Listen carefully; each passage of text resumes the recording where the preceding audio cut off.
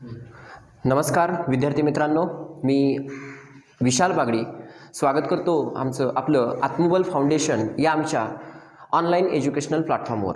बघा, आपण जो काही UPSC तसेच MPSC साठीचा फाउंडेशनल कोर्स चालू केलेला आहे, ज्याच्यामध्ये फर्स्ट सब्जेक्ट आहे हिस्ट्री. त्याच्यामध्ये एन्शियंट हिस्ट्री म्हणजे प्राचीन भारताचा अभ्यास आपण सुरू केलेला आहे. त्याच्यामध्ये आतापर्यंत आपण बघितलेलं आहे की आपण ज्यावेळेला इतिहासाचा अभ्यास करत असतो त्यावेळेला सोर्सेस म्हणजे साधनांची फार आवश्यकता असते. मग ती कोणत्या प्रकारची साधने वापरली जातात. त्यानंतर साधनांचा अभ्यास केल्यानंतर आपण बघितलं की इतिहासाचा जर आपण अभ्यास करायचा म्हटला तर सगळ्यात प्राचीन काळ म्हणजे ज्याला आपण अश्मयुग असं म्हटलं जातो किंवा पॅलोलिथिक किंवा ज्याला आपण प्री हिस्ट्री असं म्हणतो किंवा त्याला प्रागैतिहासिक कालखंड आपल्या इतिहासाचा म्हणतो, तो कालखंड आपण अभ्यासाला सुरू केलेला आहे. प्रागैतिहासिक कालखंड.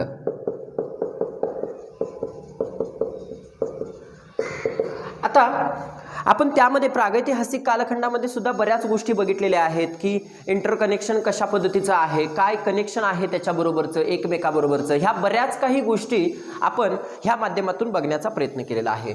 पण मला जरा सांगा, आता प्री हिस्ट्री बरोबर आहे, प्रागैतिहासिक कालखंड बरोबर आहे, पण प्रागैतिहासिक कालखंडाबद्दल म्हणजे हा कालखंड होता हे काय असं काय नाही आहे की कोणता तरी व्यक्ती तिथं जन्माला आलेला होता आणि त्याच्या मुलाकडून आतापर्यंत आपल्याला समजत आलेला आहे, असं नाही आहे. दुसरी महत्त्वाची गोष्ट, या कालखंडातील कुठलीही लिखित सोर्सेस, लिखित साधनं आपल्याला सापडत नाहीत. कारण की आपण इतिहासाचं जे विभाजन केलेलं आहे, प्री हिस्ट्री, प्रोटो हिस्ट्री आणि हिस्टॉरिकल काल म्हणजे जे पिरियड असं जे काही विभाजन केलेलं आहे त्याच्यामध्ये आपल्याला सहज समजू शकतं की प्री हिस्ट्री म्हणजे असा कालखंड की ज्या कालखंडामध्ये आपल्याला लिखित साधनं सापडत नाहीत, आणि जर लिखित साधनं सापडत नाहीत तर आपण त्यांचा अभ्यास कसा करू शकतो, शक्यच नाही ना, इम्पॉसिबल आहे, सापडतच नाहीत. आणि प्रोटो हिस्ट्री म्हणजे असा कालखंड की ज्या काळामध्ये आपल्याला लिखित साधनं सापडतात पण त्यांचा आपण अभ्यास करू शकत नाही, ते आपण वाचू शकत नाही. आणि हिस्टॉरिक पिरियड म्हणजे असा कालखंड की ज्या कालखंडामध्ये आपल्याला लिखित साधनं सापडतात आणि ती आपण वाचू शकलेलो आहे. बरोबर आहे का? असा तिसरा कालखंड म्हणजे ब्राह्मी लिपी वगैरे आपण जी बघतोय, जोन्स प्रिन्सेपनं जी हे केली, वाचली गेली, ती जी की हिस्टॉरिक कालखंडामध्ये ठेवली गेली. बरोबर आहे ना? अशोकाचा कालखंड वगैरे, कारण की अशोकानं जे स्वतःहून काढलेले जे काही शिलालेख होते ते आपण नंतर वाचू शकलो. बरोबर आहे ना? आता मला जरा सांगा, जी प्री हिस्ट्री आहे म्हणजे प्रागैतिहासिक कालखंड आहे, ह्याबद्दल कधीतरी संशोधन झालं असणार आहे. मग नेमकं आपल्याला समजलं कसं की प्री हिस्ट्री कालखंड आहे तो चालू झालेला आहे? हे कशामुळे समजलं? काय होतं असं की ज्यामुळे समजलं? तर बघा, 1856 मध्ये, बघा साल फार महत्वाचा आहे, म्हणजे साल UPSCच्या दृष्टीने महत्वाचं नाही आहे, पण गोष्टी कशा घडत गेल्या आणि मुळात लक्षात ठेवायचं, ह्या प्री हिस्ट्री प्रागैतिहासिक कालखंड म्हणजे भारताबद्दलचा वगैरे ह्याच्यावर जर संशोधन वगैरे किंवा अभ्यास वगैरे चालू कधी केला गेला तर ज्या वेळेला इंग्रज आपल्या भारतात आले, इंग्रजांनी हे सगळ्या गोष्टी सुरू केलेल्या आहेत. बरोबर आहे ना? तर 1856 मध्ये एक व्यक्ती होती, ली मेजुरियर म्हणून. बघा व्यक्तीचं काय, ली मेजुरियर, किंवा ले मेजुरियर म्हणून एक व्यक्ती होती. ह्या ले मेजुरियरला एक विलेज आहे, म्हणजे जबलपूरच्या जवळ एक विलेज आहे, गाव आहे. त्या गावाजवळ एक ॲरोहेड, आता ॲरोहेड म्हणजे काय, ॲरोहेड म्हणजे धनुष्यबाण सापडला, म्हणजे असा जो एका ठिकाणावरून दुसऱ्या ठिकाणी जाऊ शकतोय असा एक धनुष्यबाण सापडला. कुणाला? ले मेजुरियरला. ॲरोहेड सापडला. ॲरोहेड म्हणजे ज्याला अशा पद्धतीचा. ठीक आहे. आता तो जरा मग हे झाला की अरे बापरे, हे नेमकं काय आहे, असं जरासं वेगळ्या पद्धतीचा. बरोबर आहे ना? आत्ताच्या काळामध्ये तर अशा पद्धतीचे धनुष्यबाण सापडत नाहीत, मग हे नेमकं काय आहे, जरा वेगळ्या पद्धतीचा, बाबा दगडाच्या प्रकारच्या सारखा काहीतरी असं धनुष्यबाणासारखं त्याला सापडलं. आणि त्यानंतर ही माणसं जराशी क्युरियस व्हायला चालू झाली की जरा काहीतरी असणार, जरा काहीतरी वेगळं असणार, असा विचार चालू झाला, फक्त विचार चालू झाला. त्याला हा जो हे आहे म्हणजे ले मेजुरियर आहे, ज्याला ॲरोहेड सापडला, तो सापडला नायगुरी विलेज. कुठलं विलेज? नायगुरी. मी असं मराठीमध्ये देतो, ते नायगुरी गाव होतं जे विंध्य पर्वतामध्ये होतं, जबलपूर जवळ. ह्या गावामध्ये असा हा ॲरोहेड सापडला. कुणाला? ले मेजुरियरला. त्यानंतर आपण बघतोय की महत्वाचं संशोधन याच्यामध्ये जर कुणी केलेलं असेल तर 1853च्या आसपास, 1853च्या आसपास. मग तुम्ही म्हणाल आधी कसं काय, तर संशोधन चालू होतं, बरोबर आहे. 1853ला एक व्यक्ती होता. हा व्यक्ती फार महत्वाचा आहे ह्या प्रागैतिहासिक कालखंडाचा अभ्यास करणाऱ्यांच्यामध्ये, फार महत्वाचा व्यक्ती. त्या व्यक्तीचं नाव आहे रॉबर्ट ब्रूस फूट. काय नाव आहे? Robert Bruce Foote. Robert Bruce Foote हा व्यक्ती एक होता, रॉबर्ट ब्रूस फूट. ठीक आहे. ह्या रॉबर्ट ब्रूस फूट जो जीएसआयचा ऑफिसर होता. आता जीएसआय म्हणजे काय? जीएसआय म्हणजे जिओलॉजिकल सर्वे ऑफ इंडिया. हा, जीएसआय म्हणजे जिओलॉजिकल सर्वे ऑफ इंडिया, ह्याचा तो ऑफिसर होता. कोण? हा, रॉबर्ट ब्रूस फूट. आपण जर भारताच्या बद्दल जर विचार केला तर भारताच्या बाबतीत जर का आर्किओलॉजिकल सर्वे साठी काम करण्याचं काम जर कोणी केलं असेल, आर्किओलॉजिकल सर्वे म्हणजे काय, आपण मागच्या चॅप्टरमध्ये आर्किओलॉजिकल सोर्सेस कुठले कुठले असतात ते बघितलेलं आहे. आणि भारतामध्ये पहिल्यांदा आर्किओलॉजिकल सर्वे सर्वसाधारणपणे करायला जर कोणी सुरुवात केलेली असेल तर ह्या रॉबर्ट ब्रूस फूट यांनी केलेलं आहे. हे लक्षात ठेवा. एकदा काय झालं, ह्या रॉबर्ट ब्रूस फूटची एक ड्युटी होती पल्लवरमला. पल्लवरमच्या ठिकाणी एक ड्युटी होती. ठीक आहे, ह्या व्यक्तीची पल्लवरम या ठिकाणी या माणसाची ड्युटी होती.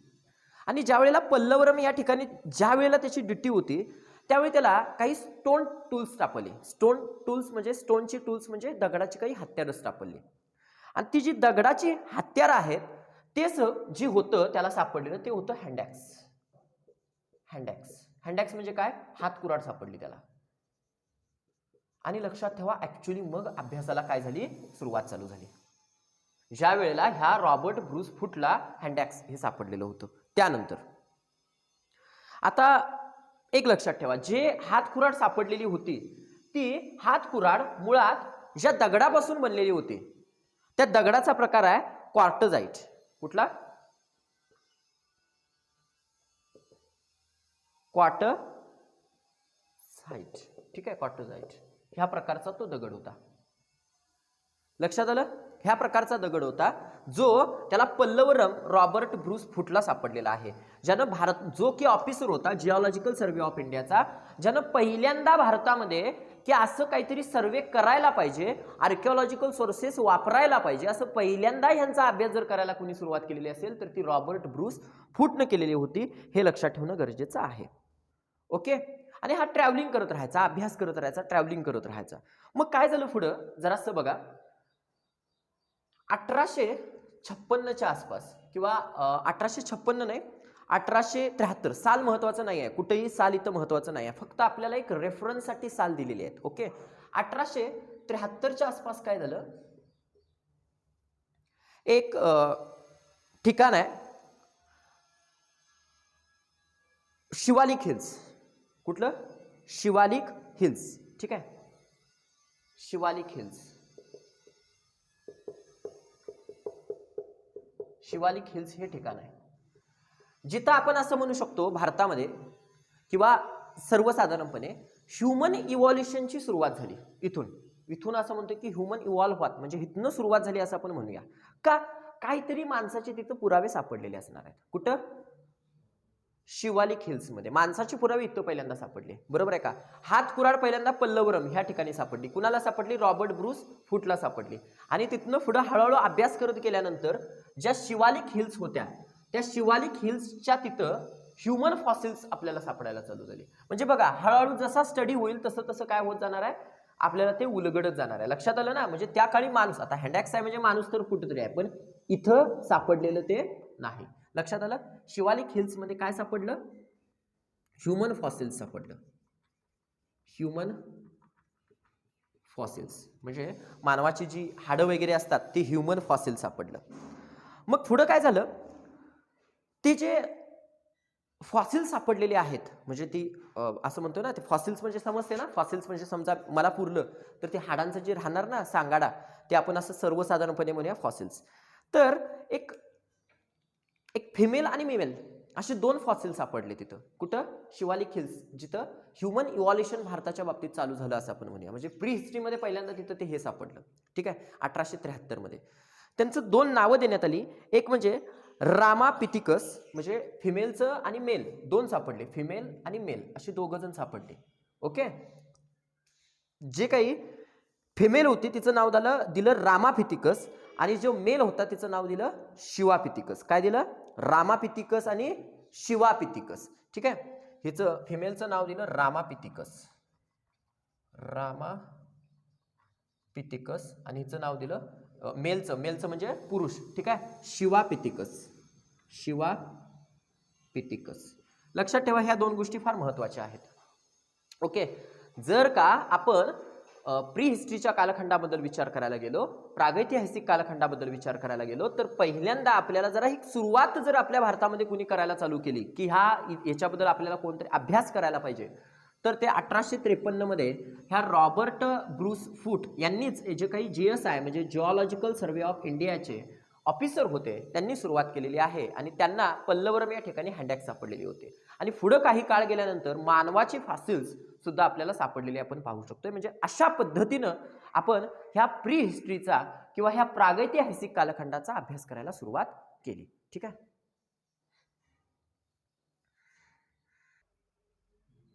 आता बघा, आणखीन एक महत्वाची गोष्ट, the father of pre historic archaeology, म्हणजे प्रागैतिहासिक कालखंडातील म्हणजे फादर, जनक कोण असते म्हणत असतील तर ते कोण म्हणत असतील? रॉबर्ट ब्रूस फूट यांना. बघा, फार महत्वाचं आहे, the father of pre historic archaeology कोणाला म्हणत असतील?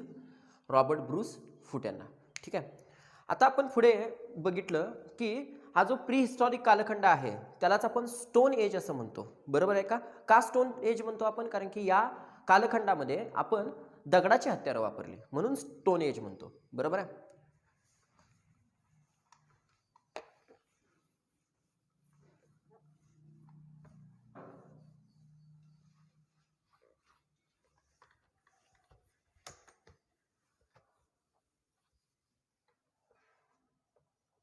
बघा, प्री हिस्टॉरिक कालखंडालाच आपण आणखीन एका कोणत्या नावाने ओळखलं जातं? ह्या कालखंडामध्ये फक्त स्टोन एज म्हणजे दगडाची हत्यारं सापडली, किंवा त्याला आपण अश्मयुग असं म्हणतो. आणि अश्मयुगाचे आपण बरेच विभाग पाडले. बरोबर आहे का? त्याच्यातले फक्त 3 महत्वाचे विभाग बघणार आहे. कारण की आपण मागील पार्टमध्ये जे बघितलेलं आहे की अश्मयुगामध्ये म्हणजे स्टोन एज मध्येच आपण बघितलं की पॅलोलिथिक, बरोबर आहे ना, पाल्वॉलिथिक, त्यानंतर मेसोलिथिक, त्यानंतर निओलिथिक, मग चाल्कोलिथिक आणि मग आयर्न एज, अशा पद्धतीने बघण्याचा प्रयत्न केला होता. पण आता आपण फक्त 3च एज बघतोय. बघा, व्यवस्थित लक्ष द्या.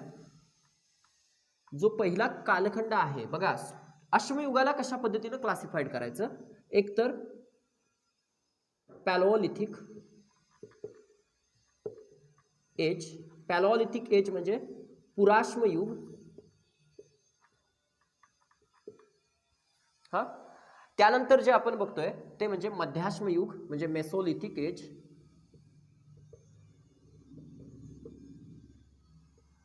त्यानंतर आपण महत्वाचा जो कालखंड पाडतोय तो म्हणजे निओलिथिक एज.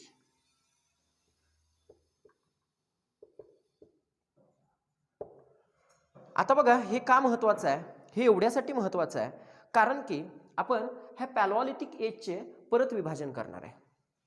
आपण सर्वसाधारणपणे असं बघितलेलं आहे की हे एज नेमके जे पाडलेले आहेत हे कशाच्या आधारावर पाडलेले आहेत? तर स्टोन टूल्सच्या आधारावर पाडलेले आहेत. म्हणजे जी दगडाची हत्यारं होती ती ह्या कालखंडामध्ये जरा वेगळ्या प्रकारची वापरली जात होती. मात्र जसा काळ बदलत गेला, मेसोलिथिक एजमध्ये थोडीशी दगडाच्या हत्यारांचं जे स्वरूप आहे ते बदललं, आणि निओलिथिक एजमध्ये सुद्धा दगडांच्या हत्यारांचं स्वरूप काय झालं? थोडं आणखीन बदलण्यात आलं. बरोबर आहे. म्हणून त्याच्या आधारावर आपण हा कालखंड बघतोय. ओके. आता बघा, पुराश्मयुग हे आहे मध्याश्मयुग आणि हे आहे नवाश्मयुग. आता जे पॅलोलिथिक एज आहे म्हणजे जे पुराश्म युग आहे, हा जो पॅलोलिथिक हा जो वर्ड आहे, हा जो शब्द आहे किंवा ही एक टर्म जी आहे, ही एक जी कन्सेप्ट आहे, ही ज्या व्यक्तीने दिलेली होती की हां ह्या एजला आपण असं क्लासिफाईड करून हे नाव देऊया, किंवा ह्या एजबद्दल जर पहिल्यांदा कोणी सांगितलं असेल तर ती व्यक्ती आहे जॉन लुबोक. किंवा आता थोडंसं प्रोनाऊन्सिएशन चुकत असेल पण ठीक आहे, समजून घ्या. कुणी हे केलेलं आहे टर्म? जॉन पोक नावाची व्यक्ती आहे, त्या व्यक्तीनं लक्षात ठेवा. त्यानंतर आपण जर विचार करायला गेलो ह्या पॅलोलिथिक एजबद्दल, तर पॅलोलिथिक एजमध्ये मागच्या पार्टमध्ये पण आपण सांगितलेलं आहे की पॅलोलिथिक एजमध्ये जे काही स्टोन टूल्स होते, नॉट अ परफेक्ट, एवढी काही परफेक्ट टूल्स ह्या काळामध्ये वापरलेली गेलेली नव्हते. बरोबर आहे? Not a perfect stone tools एवढी परफेक्ट नव्हती. ओके. दुसरी महत्वाची गोष्ट ह्या काळांची बघायची गेली तर जे ह्या काळामधले जे लोक होते, पीपल्स होते, ते म्हणजे गॅदरिंग आणि हंटिंगचं काम करत होते. म्हणजे शिकारी, सहसा शिकार करण्याचं काम किंवा अन्न संग्रहक आणि शिकारीचं काम ह्या काळामधील लोक करत होते ह्या पॅलोलिथिक एजमध्ये. बरोबर आहे ना? काय करत होते? एकतर गॅदरर्स अँड हंटिंग म्हणजे शिकारी, एकतर शिकारी होते, नाहीतर गॅदरर्स म्हणजे एकतर अन्न संग्रहक होते, अन्नाचं कंदमुळं वगैरे गोळा करायचे, ह्याचं काम करायचे. त्यानंतर आणखीन एक महत्वाची गोष्ट पॅलोलिथिक एजमध्ये, ॲग्रिकल्चर ह्या लोकांना माहीत नव्हतं, शेती ह्या लोकांना माहीत नव्हती. लक्षात ठेवा, ॲग्रिकल्चर माहीत नव्हतं. ॲग्रिकल्चर काय ह्या लोकांना माहीत नव्हतं. मी सर्वसाधारणपणे पूर्णपणे कशाच्या कुठल्या काळाबद्दल बोलायला लागलोय? पहिल्यांदा आपण पॅलोलिथिक एज बद्दल बोलायला लागलोय, म्हणजे पुराश्म युगाबद्दल बोलायला लागलोय. ह्या मानवाचं जिथनं आपण हे चालू झालं म्हणतोय त्याचा सुरुवातीचा काळ, जो सगळ्यात मोठा कालखंड आहे. बरोबर आहे? दुसरी महत्वाची गोष्ट, ह्या कालखंडामध्येच शेवटी आपण बघतोय की फायर जे आहे बघा, ह्याच्याबद्दलच बोलतोय बरं का आपण. फायर जे आहे ते डिस्कवर झालेली होती. फायर म्हणजे आग, आगीचा शोध लागलेला होता. ओके. ह्या कालखंडामध्ये आग थोडी नंतर समजायला लागली होती. पुढे जर बघितलं तर ह्या कालखंडामधील सर्वसाधारणपणे भारतामध्ये कुठल्या इम्पॉर्टंट साईट्स सापडलेल्या आहेत? दिस इज व्हेरी मच इम्पॉर्टंट. तो प्रश्न आपल्याला विचारू शकतात. कुठल्या इम्पॉर्टंट साईट्स सापडलेत पॅलोलिथिक एजमध्ये किंवा पुराश्म युगामध्ये? IMP साईट्स कुठल्या आहेत?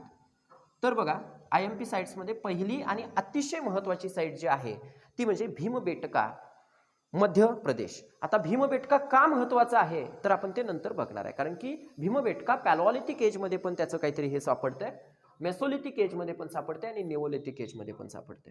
म्हणजे असं कोणतं ठिकाण आहे की ज्या ठिकाणी पुराश्म युगाचे पुरावे आपल्याला सापडलेले आहेत आपल्या भारतामध्ये? तर त्याच्यातलं सगळ्यात महत्वाचं नाव भीमबेटका, मध्य प्रदेश. त्यानंतर दुसरं महत्वाचं जे ठिकाण आहे ते म्हणजे हातनोरा, नर्मदा व्हॅलीच्या ठिकाणी. हातनोरा हे ठिकाण, हे हातनोरा फार महत्वाचं आहे. हातनोरा, नर्मदा व्हॅली म्हणजे आपण मध्य प्रदेशच्याच भागामध्ये म्हणूया, किंवा नर्मदा व्हॅली, नर्मदा नदीच्या आसपासचा प्रदेश. ठीक आहे. आता हे का महत्वाचं आहे ते बघा. आणखीन एक ठिकाण आहे महत्वाचं, ते म्हणजे पल्लवरम. कुठलं ठिकाण आहे? पल्लवरम महत्वाचं आहे. तुम्हाला माहिती आहे पल्लवरम ह्याच ठिकाणी रॉबर्ट ब्रूस फूट यांना काय सापडलेलं होतं? हँडॅक्स. बरोबर आहे ना? पल्लवरम चेन्नईच्या आसपासचा भाग. आणि त्यावरनंच तर आपल्याला समजलं ना की पल्लवरम ह्या ठिकाणी जे हँडॅक्स सापडलेलं होतं त्यावरनं एक समजलं की ह्या काळातील माणसाचं जे महत्वाचं हत्यार होतं ते होतं हँडॅक्स. हँडॅक्स म्हणजे काय?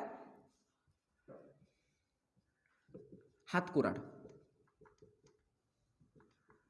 महत्वाचं हत्यार होतं हातकुऱ्हाड ह्या काळातील पल्लवरमच्या ठिकाणी. हातनोरा, आता हातनोरा हे महत्वाचं का मी सांगण्यात आलं की महत्वाचं आहे कारण की एक आपण बघतोय की मानवाचं काय झालेलं आहे? इव्हॉल्युशन होत गेलेलं आहे. बरोबर आहे ना? मानवाचं इव्हॉल्युशन होत गेलं ना, बरोबर आहे की नाही? म्हणजे काहीतरी आपण बघितलं बघा काल, होमो हॅबिलस, होमो इरॅक्टस, होमो निएंडरथल आणि होमो सेपियन. ओके. तर ह्या हातनोरा या ठिकाणी म्हणजे नर्मदा व्हॅलीच्या ठिकाणी हातनोरा इथं होमोसेपियन प्रजातीचा माणूस सापडला पहिल्यांदा. कुठल्या? होमोसेपियन. त्याला नर्मदा ह्युमन असं सुद्धा म्हणतात, होमोसेपियन, किंवा त्याला नर्मदा ह्युमन असं सुद्धा म्हटलं जातं. नर्मदा ह्युमन असं सुद्धा त्याला म्हटलं जातं. लक्षात ठेवा. 1982च्या आसपास हे सापडलेलं आहे नर्मदा ह्युमन. साल फार महत्वाची नसतात इथं, पण तुम्हाला माहिती पाहिजे ते म्हणजे बघा, पॅलोलिथिक एज, मेसोलिथिक एज आणि निओलिथिक एज ही प्री हिस्ट्री म्हणजेच स्टोन एज, प्री हिस्ट्रीरल हिस्ट्री म्हणजे प्रागैतिहासिकलाच स्टोन एज म्हणतात. का म्हणतात? कारण की या कालखंडामध्ये फक्त आणि फक्त जास्तीत जास्त दगडाची हत्यारं वापरली होती. इतर पण हत्यारं होती, पण मेजरली दगडाची हत्यारं होती. ह्या कालखंडाचं 3 भागामध्ये आपण विभाजन केलं. स्टोन एजचंच म्हणजेच प्री हिस्ट्रीचं, पॅलोलिथिक एज, मेसोलिथिक एज आणि निओलिथिक एज, पुराश्मयुग, मध्याश्मयुग आणि नवाश्मयुग. हे एवढ्यासाठी केलेलं आहे कारण की वापरली तर दगडाची हत्यारं, पण दगडाच्या हत्यारांच्या मध्ये स्वरूपामध्ये बदल होत गेला, म्हणून हे विभाजन होत गेलं. समजलं? आणि पॅलोलिथिक एज आपल्याला सर्वसाधारणपणे जर बघितलं तर ही टर्म यांनी दिलेली आहे, जॉन लुबेक यांनी. नॉट परफेक्ट टूल्स काय या काळामध्ये वापरली नव्हती. ह्या काळामध्ये थोडी परफेक्ट टूल्स वापरली असतील आणि इथं जरा थोडी जास्त परफेक्ट टूल्स वापरली असतील. लक्षात आलं ना? मला वाटतं ही गोष्ट तुम्हाला क्लिअर असेल. आणखीन एक महत्त्वाची गोष्ट म्हणजे ते म्हणजे ॲग्रिकल्चरल ह्या काळामध्ये पुराश्मयुगीन माणसाला माहीत नव्हतं, पण फायर, आगीचा शोध हा शेवटच्या काळामध्ये याच्या लागत गेलेला आपण बघू शकतो. आणि ह्या important sites, very much important. जर का तुम्ही UPSCसाठी ऑप्शनलमध्ये हिस्ट्री घेणार असाल तर ही ठिकाणं तुम्हाला ऑन दी मॅप्सवर माहीत पाहिजे. आणि काही ठिकाणं आपण मॅपवर सुद्धा नंतर दाखवण्याचा प्रयत्न करणार आहोत. ओके. आता आपण मागील पार्टमध्ये आणखीन एक गोष्ट बघितलेली आहे की मानवाचा उदय आपण जे सर्वसाधारणपणे म्हणतोय तो प्लिस्टोसिन एजमध्ये झाला. बरोबर आहे की नाही? आता हे प्लिस्टोसिन एजमध्ये काय आहे म्हणजे जिओग्राफिकली किंवा जिओलॉजिकली अर्थचं जे इव्हॉल्युशन झालेलं आहे किंवा टाइम स्केल जी आहे जिओग्राफीमध्ये, ते आपण जिओग्राफीमध्ये शिकणार आहे. ती जिओलॉजिकल टाइम स्केलमध्ये एक काळ आहे की ज्याला आपण प्लिस्टोसिन एज असं म्हणतो. त्या प्लिस्टोसिन एजमध्ये मुळात हे चालू झालेलं आहे. बरोबर आहे? आणि प्लिस्टोसिन एज म्हणजेच आईस एज होतं, म्हणजे हिमयुग होतं. आणि हे जे लक्षात ठेवायचं, हे फार महत्त्वाची गोष्ट आहे. हे जे पॅलोलिथिक एज म्हणजे जे काय पुराश्मी युग आहे, हे सगळंच्या सगळं प्लिस्टोसिन एजचा भाग आहे.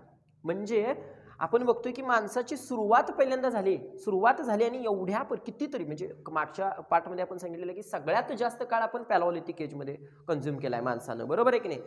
तर ह्या पॅलोलिथिक एज हा जो कालखंड होता हा प्लिस्टोसिन एज होतं. म्हणजे कुठलं? हिमयुग होतं, आईस एज होतं. हे लक्षात ठेवणं फार गरजेचं आहे. लक्षात आलं ना? हिमयुग होतं हे. ओके. आता मला जरा सांगा,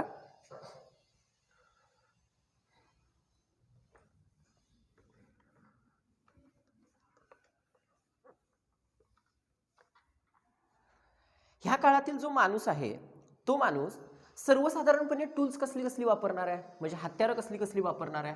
विचार करा. बघा, आता मी सर्वसाधारणपणे बोलतोय. हे तर झालं आपलं क्लासिफिकेशन. बरोबर आहे की नाही? आता आपण ह्याचा अभ्यास करायचा आहे, काही प्रॉब्लेम नाही, थोड्याफार प्रमाणामध्ये. पण टूल्स कुठली वापरत असणार माणूस? एक तर स्टोन्सची, दगडाची. बरोबर आहे की नाही? त्यानंतर वूडची म्हणजे लाकडाची, किंवा बोन्स म्हणजे हाडं वापरत असणार आहे. बरोबर आहे? बरोबर.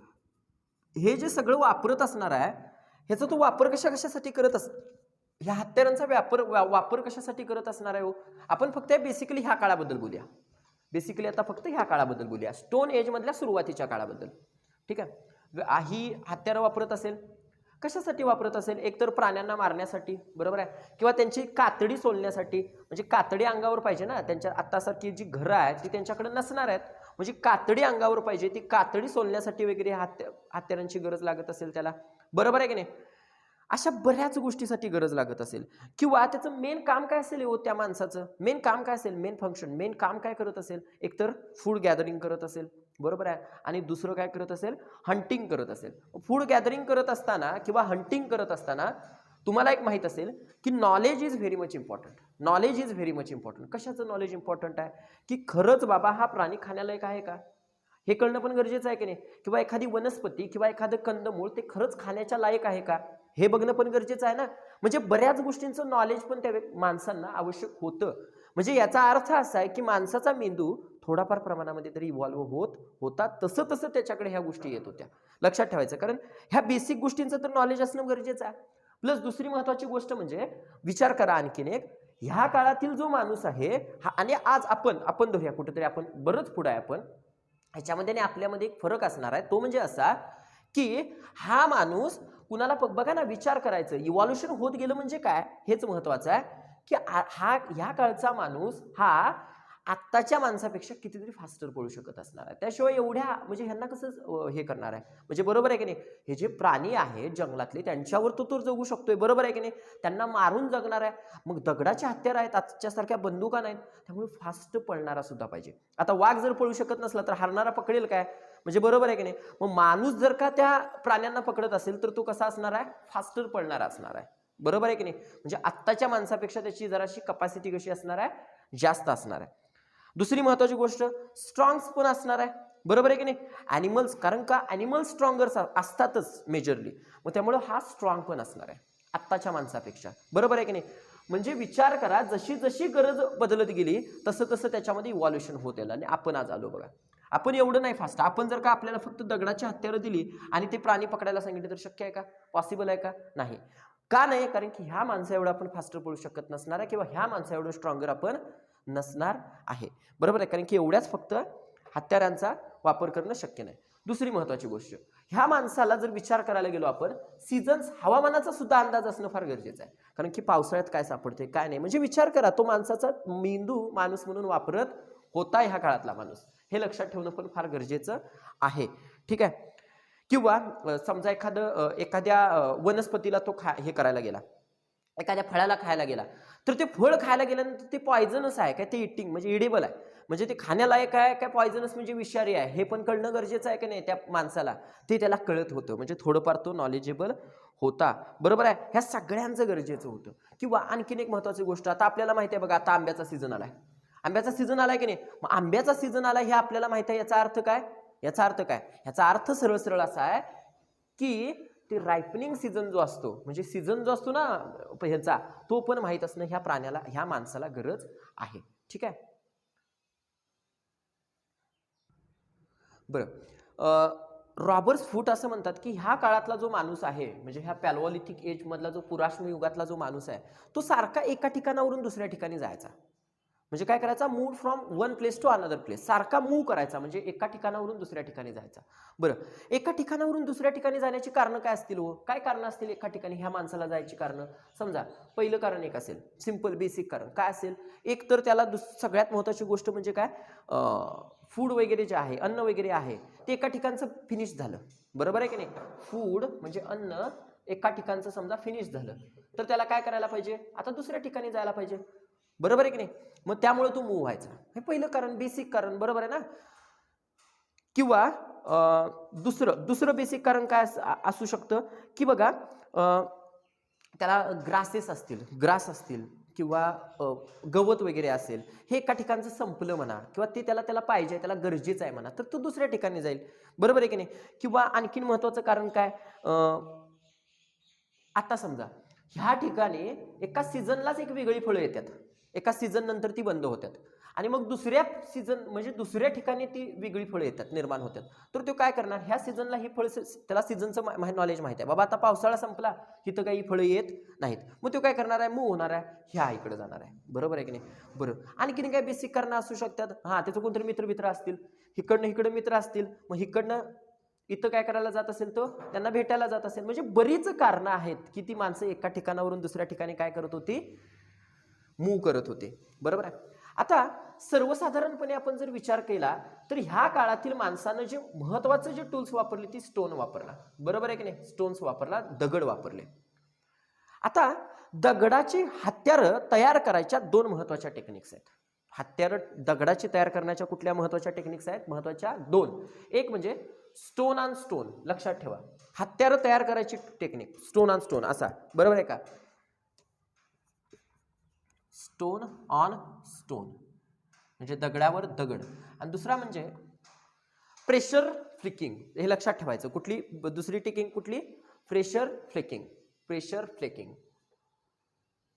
म्हणजे प्रेशर क्रिएट करून, ठीक आहे. आता मी ती जास्त नाही सांगत आहे इथं आता, ओके. प्रेशर फ्लिकिंग, अशा दोन टेक्निकनं हा माणूस स्टोन्स पासून काय तयार करायचा, हत्यारं तयार करायचा. ह्या 2 टेक्निकचा वापर केला जायचा. आता आपल्याला एक समजत असेल, ज्या वेळेला इथं बघा स्टोन अँड स्टोन ज्या वेळेला घासला जातो त्यावेळेला काय तयार होऊ शकतो, असं माहिती आहे, गारगोटीचा दगड कधी एकमेकावर मारलाय का नाही? गारगोटीचा दगड एकमेकावर मारल्यावर काय तयार होतं, तिथं ठिणग्या तयार होतात. म्हणजे ठिणग्याच तयार होतात, म्हणजे काय तयार होतात, फायर तयार होऊ शकते, याच्यापासून आग तयार होऊ शकते. कशामुळं? Stone on stones. म्हणजे जे दगडाची हत्यारं तयार करायची त्यांची टेक्निक होती, स्टोन ऑन टोन्स, दगडावर दगड हत्यार मारून, बरोबर आहे की नाही? त्या टेक्निकमधनंच त्यांना कशाचा आपण समजू शकतोय, फायरचा शोध लागला. अशा पद्धतीचे सोर्सेस किंवा अशा पद्धतीचे पुरावे आपल्याला सापडलेले आहेत. एक केव आहे, केव म्हणजे गुहा, कुर्नूल केव म्हणून आहे. कुठली केव? कुर्नूल केव. फार महत्वाचं आहे बघा, मी हे जे सांगायला लागलो ह्याच्यामध्येच कुर्नूल केव म्हणून आहे. कुर्नूल केव, ठीक आहे. कुर्नूल केव म्हणजे कुर्नूलची गुहा असं आपण म्हणूया. तिथं आपल्याला ॲश म्हणजे राख सापडलेली आहे, राख सापडलेली आहे, त्या जुन्या काळातली राख सापडलेली आहे, ठीक आहे. आता ह्याच्यामुळे काय आपल्याला समजलं, तर ह्या काळामध्ये माणूस आगीचा शोध लागलेला होता, बरोबर आहे की नाही? कुर्नूल केव, ॲश म्हणजे, आणि तो कसा तयार करत असणार आहे, तर स्टोन ऑन स्टोन एकमेकावर काय करत असणार आहे, आदळत असणार आहे, आणि त्याच्यापासून फायर, आणि फायर होती म्हणूनच ती ॲश काय झालेली आहे, आपल्याला सापडलेली आहे. लक्षात ठेवा. आता हा माणूस जो काही फायर तयार करत होता, हा कशासाठी फायर तयार करत असेल रे? लेक तर लाइटिंगसाठी असं म्हणूया आपण, लाइटिंगसाठी म्हणूया. दुसरं गोष्ट काय, ह्याच्यासाठी शिजवण्यासाठी, अन्न शिजवण्यासाठी, म्हणजे कुकिंगसाठी, बरोबर आहे की नाही? आणि ॲनिमल्स, एखादे ॲनिमल्स आहेत, तुम्हाला माहिती आहे ना, जंगलामध्ये तुम्ही जर गेलात आणि जास्त ॲनिमल्स पासून तुम्हाला जर प्रोटेक्शन पाहिजे असेल तरी सुद्धा तुम्ही काय करू शकता, आगीचा वापर करू शकता. मग ही माणसं सुद्धा त्याच प्रकारे आणि वापर करत असतील. म्हणजे बघा, कुठंतरी आपल्याला काय सापडले, त्याचे पुरावे सापडले, आणि त्या पुराव्यांच्या आधारे बाबा कसं तयार करत असतील आणि ते का वापरत असतील ह्याचा अंदाज आपण बांधला. हे लक्षात ठेवणं आपल्याला फार गरजेचं आहे. ओके, बघा आज आपण हे छोटंसं लेक्चर इथं थांबवतोय. ओके, आणि त्यानंतर आपण पुढच्या पार्टमध्ये ते कंटिन्यू करूया. ओके, धन्यवाद.